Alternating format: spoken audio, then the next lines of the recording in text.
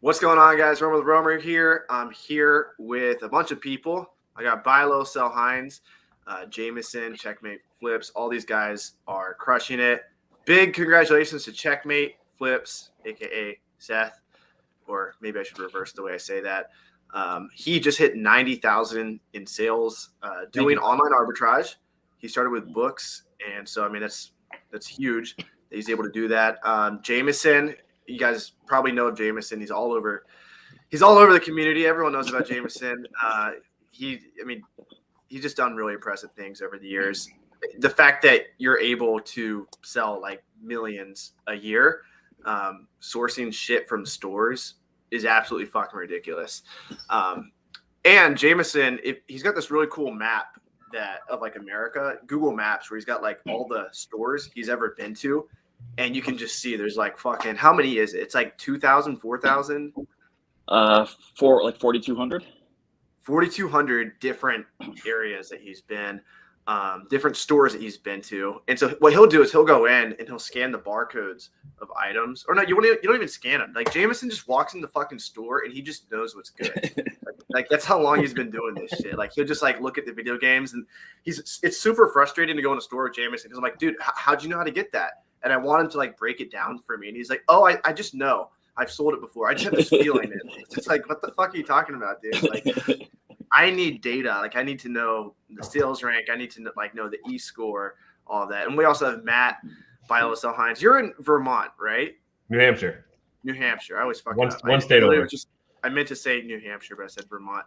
But I've physically gone and seen Matt a few years ago. He had me on his YouTube channel. Matt's also crushing it. You're always changing what you're doing, or you have been over the last few years. You've been kind of switching more to OA, right?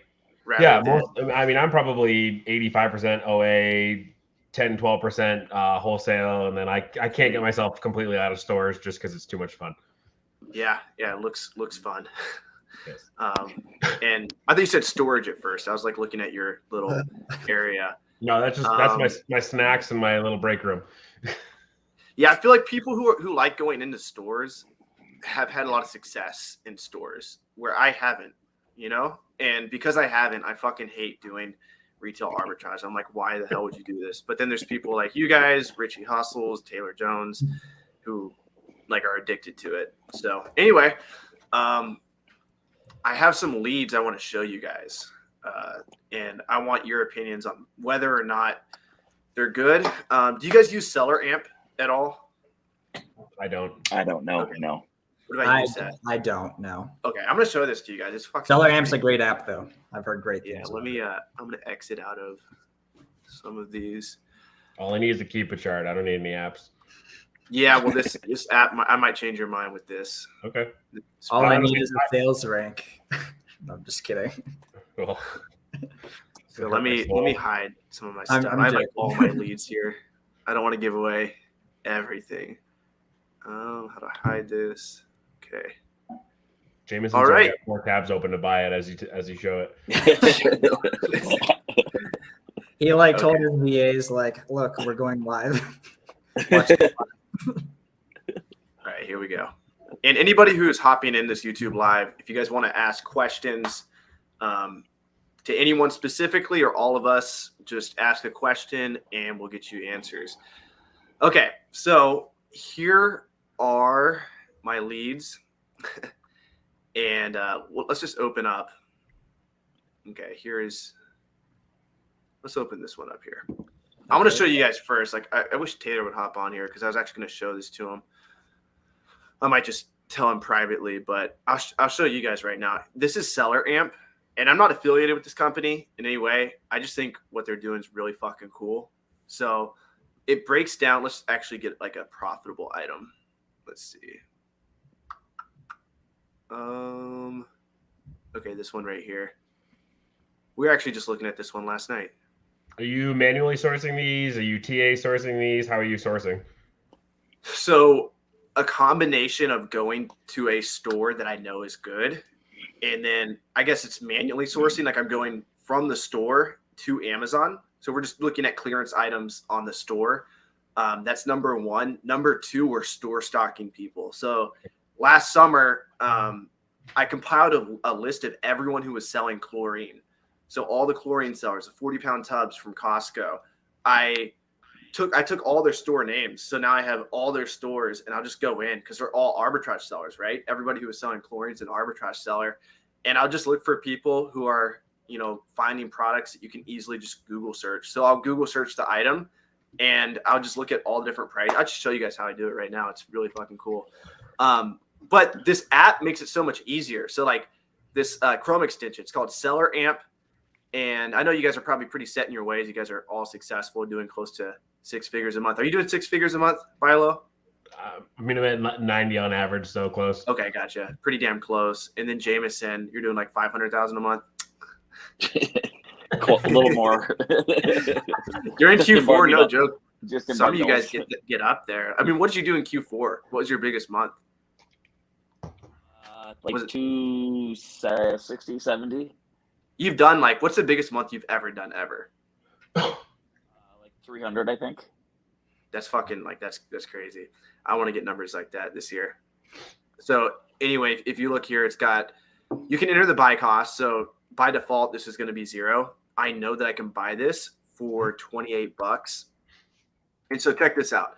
You click on Google, and it automatically Google searches it, and you can see you can buy this for $28, $22 here, $28 here, $35 here. So then you go back, and it's kind of like the app Scout IQ. A lot of my following knows Scout IQ, where it tells you the profit, and it turns green if it's good, red if it's bad. So you can like set the triggers. Like maybe you only want items $5 profit and up. It also tells you the ROI. You can toggle this. So if we bought this for 22, it'd be 72% ROI. For $35, we would still be profitable, but barely profitable. But I think 28 was. I actually purchased this yesterday, so I'm going to be making $9.88 profit. But anyway, like you can scroll down, you can actually see the Keepa, so you don't even have to like leave to see the Keepa graph, and you can also click on all the other sellers who are selling this item. So click on any of these. Hopefully, it's not one of your stores. If I click on it. Would that be funny? I did a consulting session recently, and I was teaching him storefront stalking, and he's like, "What about this store?" And it was my store, and I'm like, "Yeah, sure." Did you you didn't break it all? You're just like, yeah, or did you were like, "That's my fucking store." I made it so that he didn't know. It was kind of It'd be funny. The store name is "This is Seth Cordick." Seth Cordick's store. But look, I'm on someone's store right now, and I can see a Keepa graph for every item, and I can see what the buy box is, the best sellers rank. I can see the max cost, meaning like what's the most I should pay for this in order to hit my ROI threshold. And you can just Google search all these. So I can just open this up. Boom. Okay, we can get this for $14. It's buy boxing at 21. It says the max cost is 11. So 14 is a little steep, but that's how we're doing it essentially, Bilo, is we're just, using, and I think the software is like super fucking cool because before I was doing this, I was just doing everything manually. Like I was copying and pasting stuff, which I'm still doing it manually, but like the software helps me go a little bit faster. And I can kind of I know Keepa pretty well from books. And so I can look at Keepa real fast and be like, oh, that's interesting, so. Yeah, I like that. The only thing you're going to find if you're doing Google searches is you're definitely not going to find every place that's selling it. Because most of the time you're going to get like the bigger box stores first, just because they're paying for their results to come back first. Gotcha. So, okay. It's definitely a profitable way. Don't get me wrong. Like if you find a place that's profitable, that's awesome.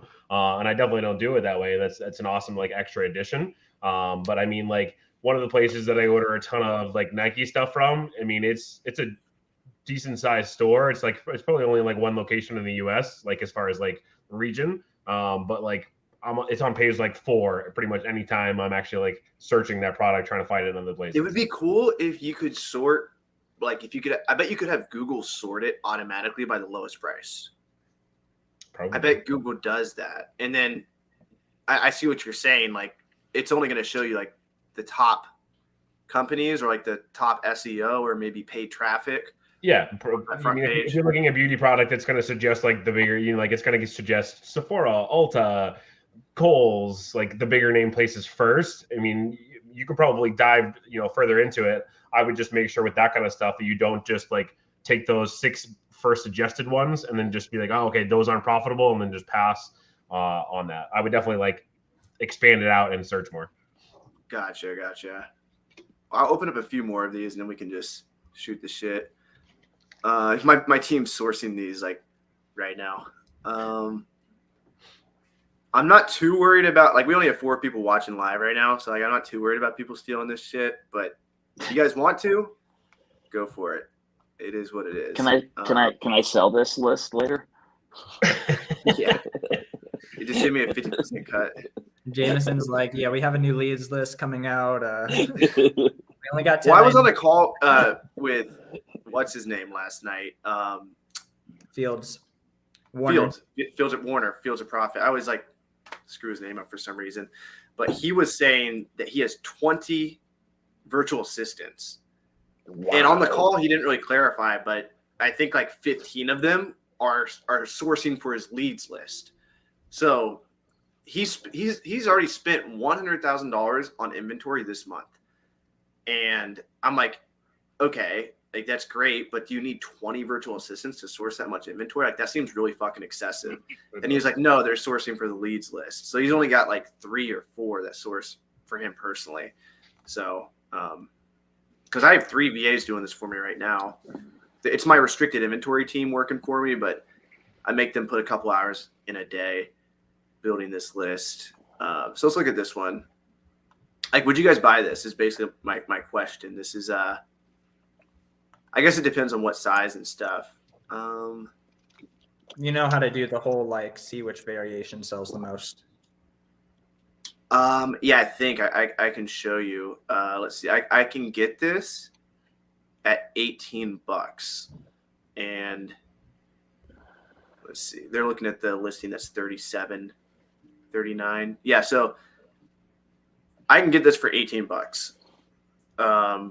Can you expand the seller amp so we can see the stats on it? Yeah.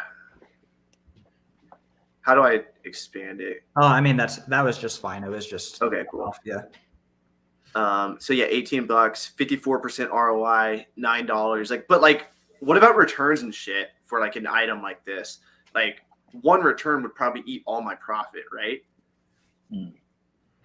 So I mean, so something like that, if you're worried about returns, you need to be buying more of that. So this way, the percentage of returns, it's going to offset itself. Like, Gotcha. That's usually my what is generally like return rates for clothing? Yeah, like mine is like around 14-15%. I don't even think mine's that high. I want to say mine's like 10%. Okay. Yeah, so $9.82 profit, $18. I mean, that's a buy, right? Or do you? First you got to look at the Keepa because like it could be an inflated buy box right now. True. I mean, it doesn't look like it. You got to expand to maybe like the year. Yeah, it seems kind of high at the moment. You're saying it? Yeah, it is a little bit inflated. Yeah, I mean, it still could be good, but like this would be red flag. Gotcha. Yeah. I would just see that one as like the sales rank is decent because of all the other pairs, not necessarily that particular pair. Yeah. This is what Taylor was telling me. He was telling me to sort by ratings. And so you look at the ratings of all these different variations. I'm under the variations tab on Keeper right now. You can see like the number 1 is the medium size, but it's only selling for $22. Right? Yeah. So that's where I'd be hesitant buying that other one, just because if it was up there as far as the ratings go, and it's been a little higher price for a consistent period of time, but I mean that one definitely bounced around quite a little bit. And again, you might be getting that. I mean, the Paradise is going to have that sales rank, so it might not be selling at that 38. It's tough. I mean, it's been a higher price for a little bit. Yeah, I mean, you don't have to 38. We got Fields of Profit commenting. What's up, Warner? Last night I had so many questions about OA, and I was like so excited. I was like DMing everybody. I think I DM'd all you guys, but Fields of Profit was the only one that could hop on. Bless you. Taylor said the link doesn't work for him. Oh, Taylor said that? Yeah. All right, let me work for you guys. I wonder why it wouldn't work for him. He's a special one. So yeah, anybody in here, really the reason why I'm doing these lives is just to have conversations. And if you guys have questions, I would like to get to the point where my lives used to have like 50 plus people in them when I bring Caleb on. So hopefully we can get back to that where we have a lot of people in here asking questions and we can all learn together.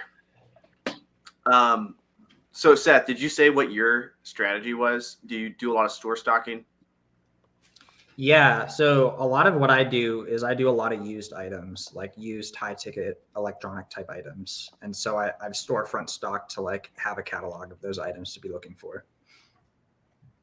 Okay. So you find a store, and then what are you doing? Like are you just copying and pasting in Google, or?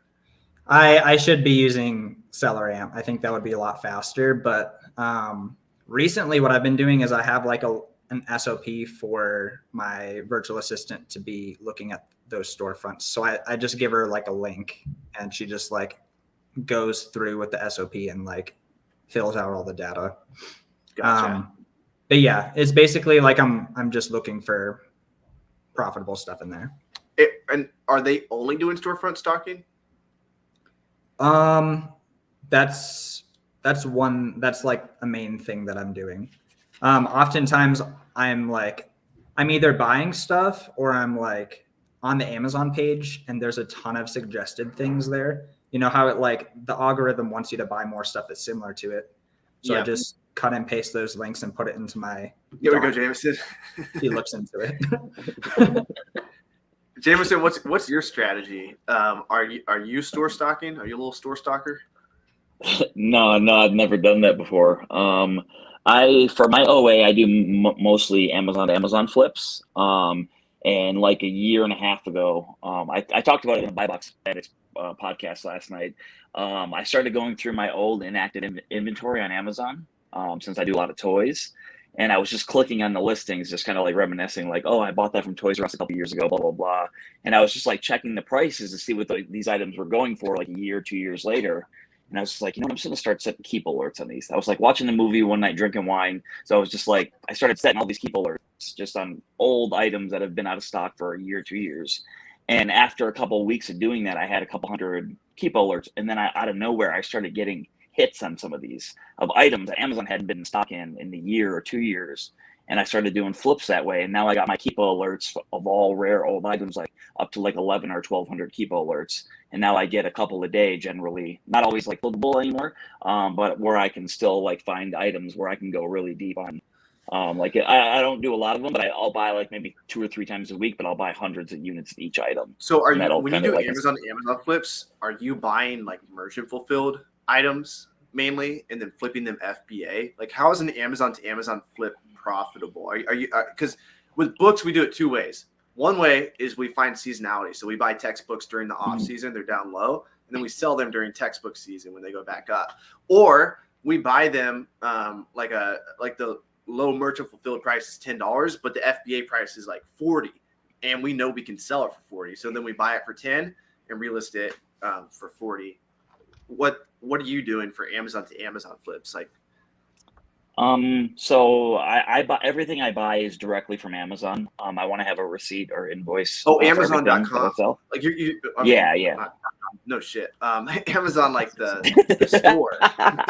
yeah. I buy directly. Amazon the jungle. Brazil. But no, you're buying from Amazon themselves, is what I'm saying. Yeah. Okay.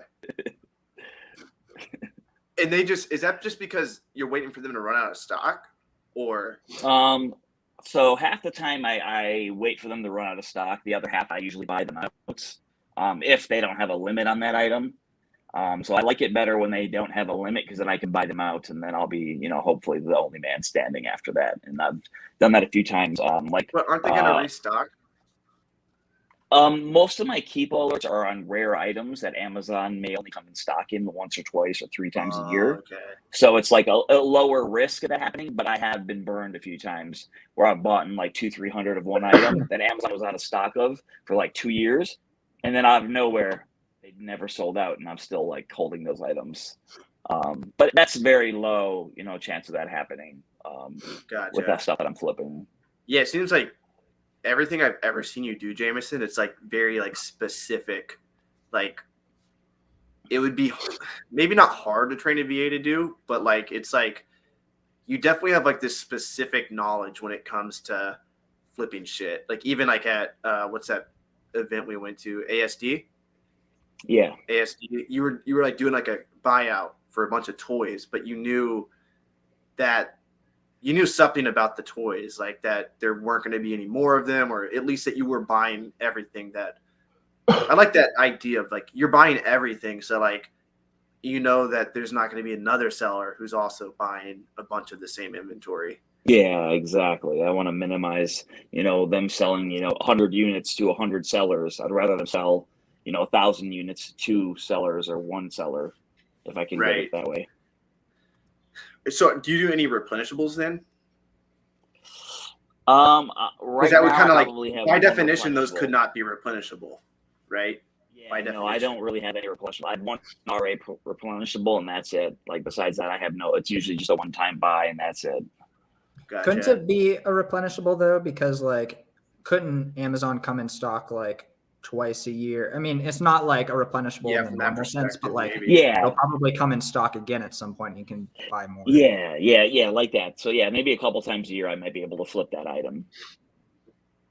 Nice. And everyone in here, if you guys have questions, drop them below, and we'll give you a shout out. We'll put your name on the screen, and if you guys want to pay me money, I think you can do a super chat. I'll split it with everyone here evenly. The beer fund, isn't it? You said what, beer money? Yeah. Yeah. What about you, Bilo? Many replenishables up in your so I probably have 40 different items that are replenishables. I mean, that's okay. My question for you is like, okay, I really want to find some replenishable items. Yeah. So, is every item that you source potentially a replenishable item? No, definitely not every item. Because I mean, there's still hot items. There's like, I'll be on a site and there's a random clearance item, and I know that like once I buy it out, it's gone. But I mean, I'm more hunting for replenishables, and then I find other stuff while I'm hunting for replenishables. So how do you know to restock your replenishables? Like, what's your system for? So I run reports on Inventory Lab pretty much weekly, and then you can either do like supplier profitability, ASIN profitability. So I mean, like I've got like an Excel file of all the different, in essence, like replenishable ASINs that I have, and then I'm running reports on those ASINs weekly, in order to kind of see like, okay, how many did I sell, and then pretty much like I have certain items. Okay, I sold 20 last week. I'm going to order 20 more. But I've also like I've built it up, so I know that I've got like 100 in stock at all times. So this way, when I sell 20, I buy 20. Sell 20, I buy 20. This way, I'm never running out. So I'm getting true numbers. I mean, yes, the keep. Yeah, you're never running out, and you're also not burning all your capital by investing like 500 units when you're like, what's the point? Like I was kind of, and I'm just getting an OA, but like I get like really excited about shit. I'm like, I should just buy all these fucking shoes that I found. Like I should just buy like 100 plus. And I'm like, no, that's stupid. I can just buy 10. And then when the 10 sell out, I can order another 10. I wish I had done that with Air Forces last fall. If I had just bought it out, I was just like super cautious, and then like everywhere was out of stock. I'm just like, oh, okay, yeah. So but it's hard to know like when to do that versus when not to do that. That's a skill in and of itself. Yeah, especially during Q4, funky shit happens, right? Right. Yeah, and there's plenty of sites that like I've even had items that were replenishable for a super long time, and all of a sudden just the site just stopped carrying them. They never got clearance, they never got anything else, they just stopped carrying them. And if I had known that, obviously, hindsight's 2020, I would have bought 400 of them because I've been selling it for a year and a half. It happens. Do you guys ever flip shit off Alibaba? No. 2019 not on Amazon, but yeah. Is that just like a scam, that website? No, it's just like a bunch of bulk cheap stuff. Gotcha. Yeah. It's weird. Is there like no-go websites where it's just like, oh, there's that website. Not going to go there. I tried buying stuff off Bonanza one time, and it was such a drag. They like canceled my order like a month later, and like didn't even email me. Just like, okay. Caleb Roth, the founder of eFlip, he made like a do not buy list for Amazon sellers, like Amazon sellers you should not buy from. And I really like that because like before buying items, you could check, oh, is this seller on it? And it's like, oh, this seller sells water damaged books, or this seller, you know, has slow shipping time, whatever it is. I wish like maybe it's not that big of a deal, but I was on a website the other night. I'm like, this looks like it may not even be like a real website at all. And they might just take my money and run. You just search it on Better Business Bureau, literally bbb.com. Okay. Where are you sourcing these sketchy websites from? He's on ads. He's on Alibaba, and he's clicking on ads on Alibaba. Yeah, I mean, Alibaba sells Nike.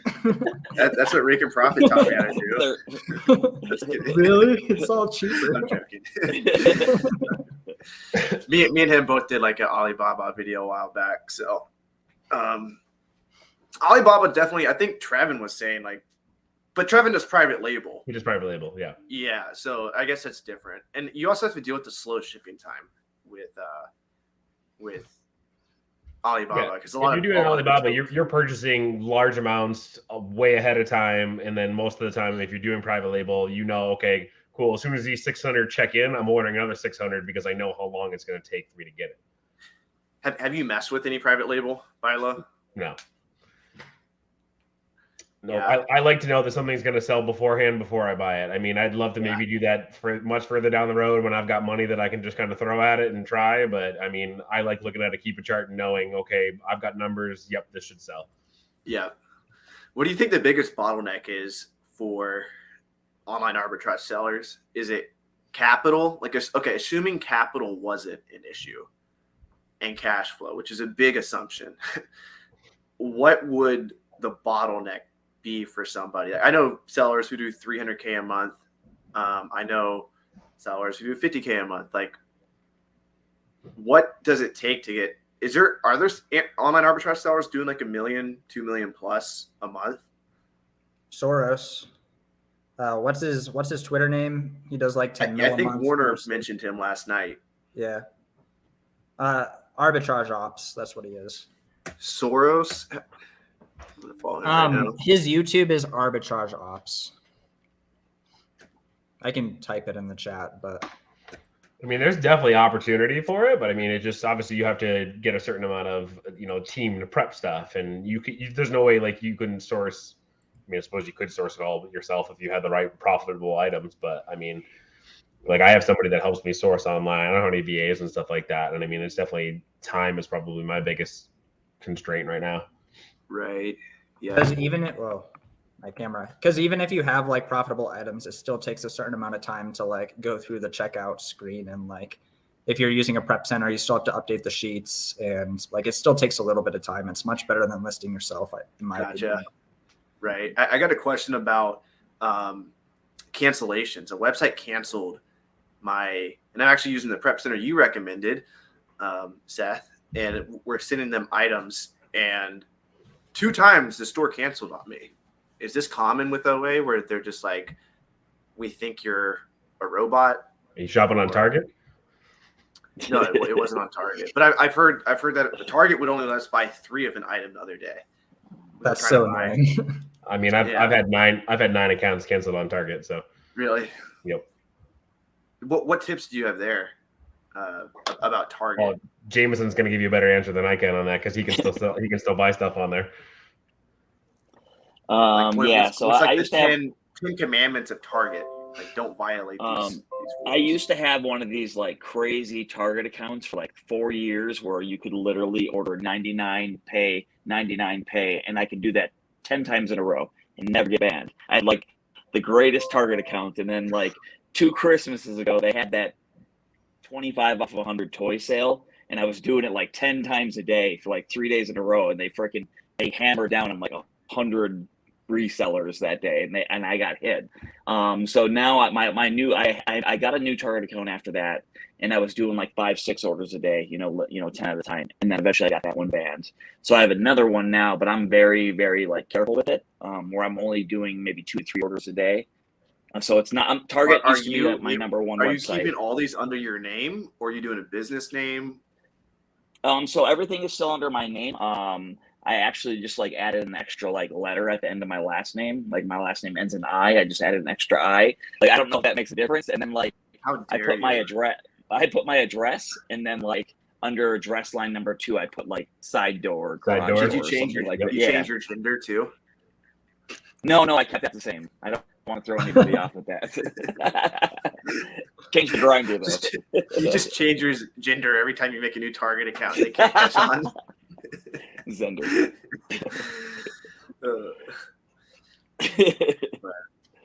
Seth, I interrupted you.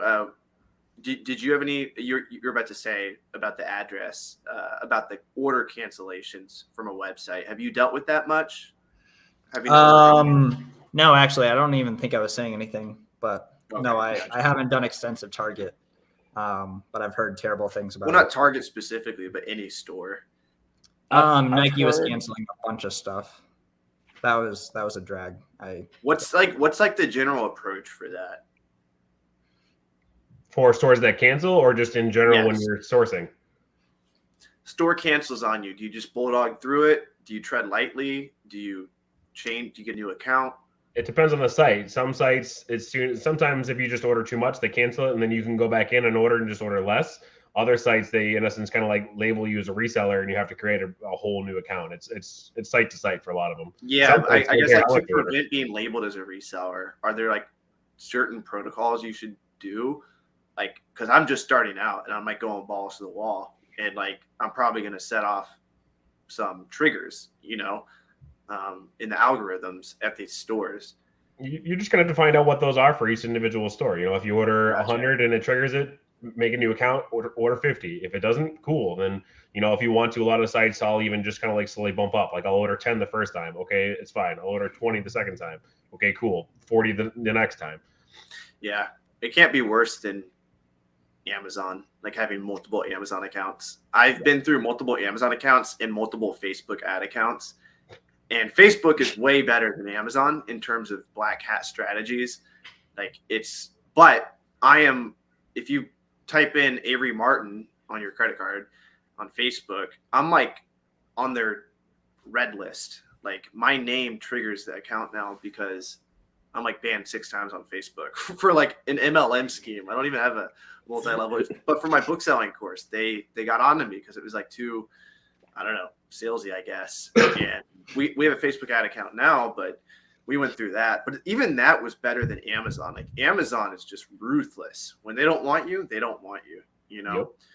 So that's when you have to get really creative and like you got to do weird shit, like get LLCs opened up under different names, different IP addresses, different addresses. That's something, using the prep centers, everybody's account is linked to this one address, It's kind of a risk.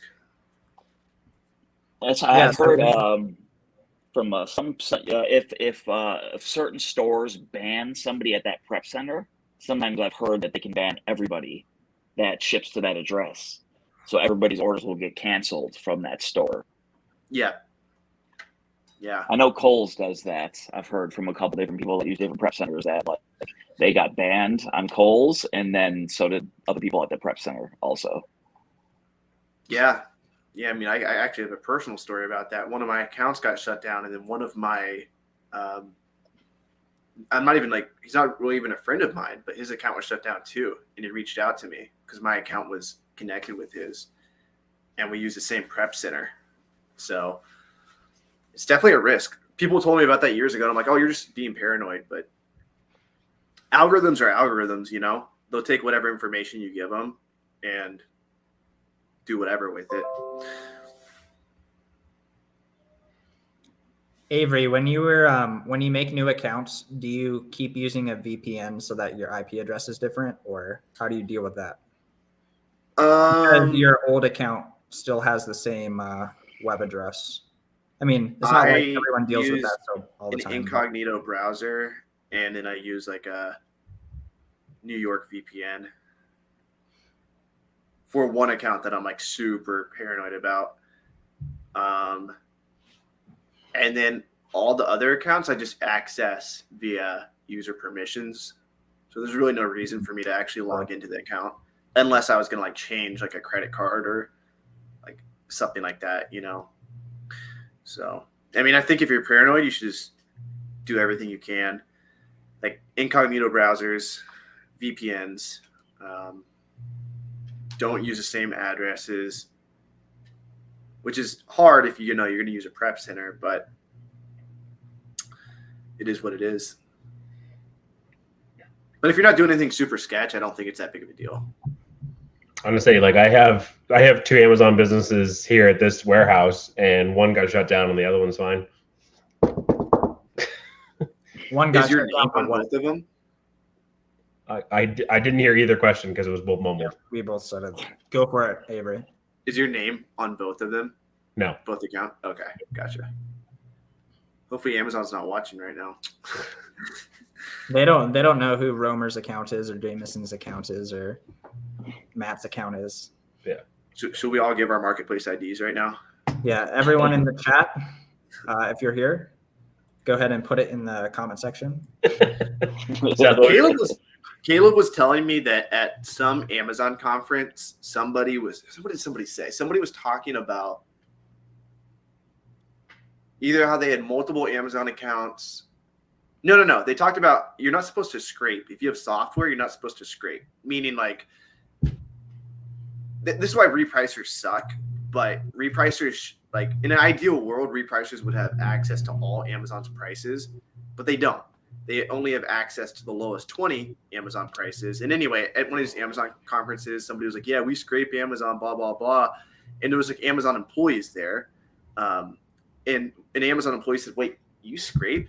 And like took his name and got his account like permanently suspended forever. And I'm like, what a fucking dick. Take time out of your day to just ruin someone's career. Yeah, like Lovely person. Yeah, I just think that's fucked up. But it is what it is. Seth, what was your question before? I said, what did he do to get suspended? That's a great question. Pretty much I got a blanket email with I violated one of the 40 different points on somewhere in the seller policy, and they said that they wouldn't tell me what it was. So like I hired a third-party service to try to address all of them, and they were like, nope. So I've submitted 8 appeals. I mean, this was back in November, but I've submitted 8 different appeals and still didn't hear anything back from anybody. Let's get some questions rolling, guys. Everybody in the chat, go ahead and drop. We have like 0 questions. Maybe it's because you guys are arbitrage sellers, and my audience is currently book sellers. But whatever questions you guys have, we got some. I think everybody here is on pace to be a 7-figure seller this year. So we got 3, 4 7-figure sellers in year 5 if Taylor would show up. Yeah, has anyone checked their messages recently? Yeah. Just Fields of Profit. Big shout out Fields of Profit. Our only commenter. I feel like if I keep doing these lives, eventually the algorithm will pick up and a lot of people will come in. Right. Why don't we talk about books for a couple minutes? Have you guys did you guys do books in your pasts, Jameson and Matt? No, I don't have much experience doing books.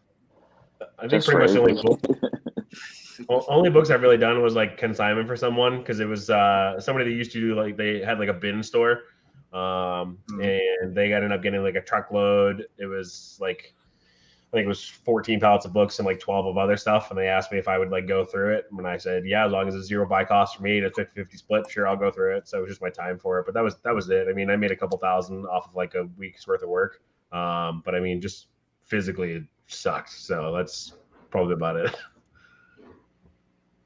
Books are a grind, but the ROI is insane. Oh yeah. Yeah. And like here, let me share my screen again. If you look at the top Amazon sellers, pharma packs, they probably sell like supplements and stuff.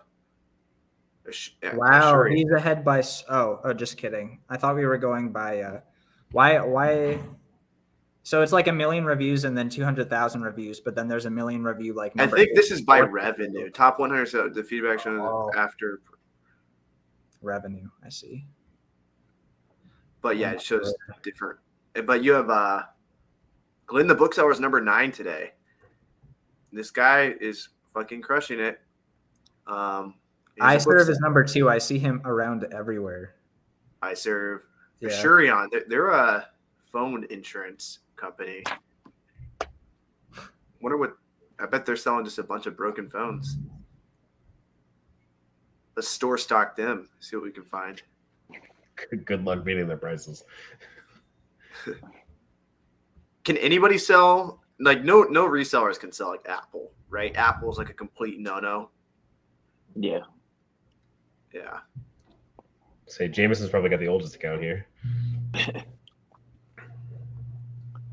Jameson, what are brands that even you can't sell? Man, I can't sell. See, there's not many brands I can't sell. There's like maybe 1 or 2 shoes. I don't think I could sell New Balance, but I don't. And then like that's so random. That's super random because it's super easy to get. Yeah. Let's see. Another one that I haven't put the time to get ungated is, but like TY Beady Baby or whatever. I really want to get ungated in that category. I'm just lazy. I can't sell that.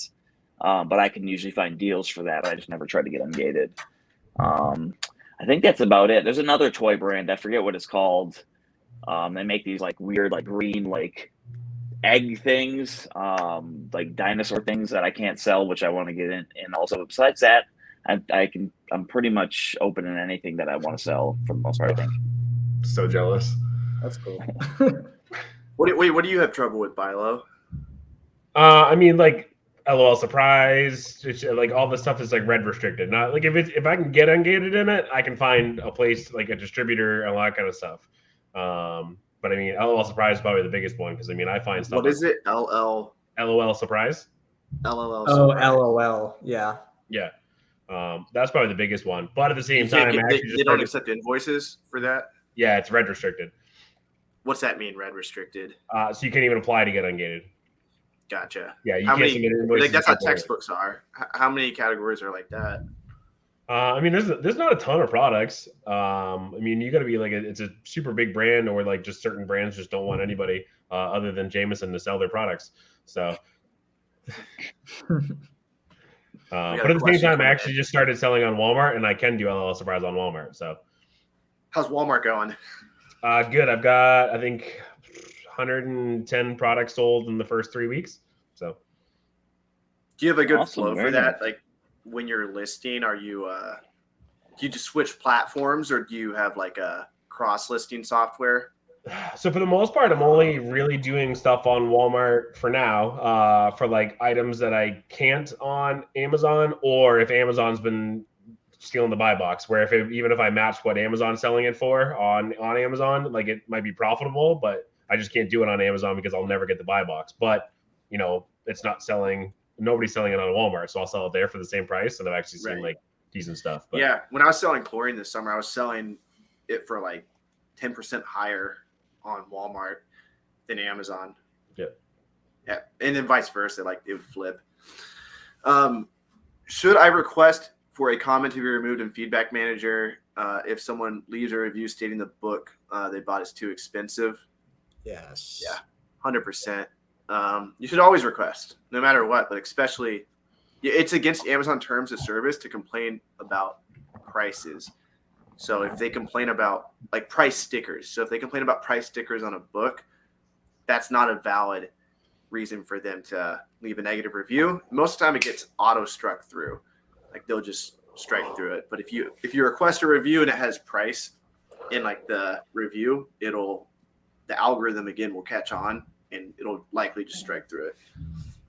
Even condition too. I've had stuff show up broken and it gets feedback removed because they just take responsibility for the FBA transit. Right. Yeah, anything FBA, you should always try and get it removed. Yes, sir. Jameson, where's the wine at? I ran out last night. You alcoholic.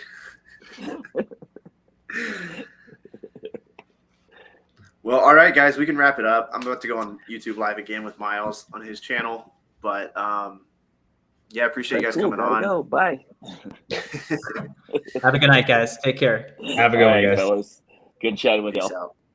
Peace out.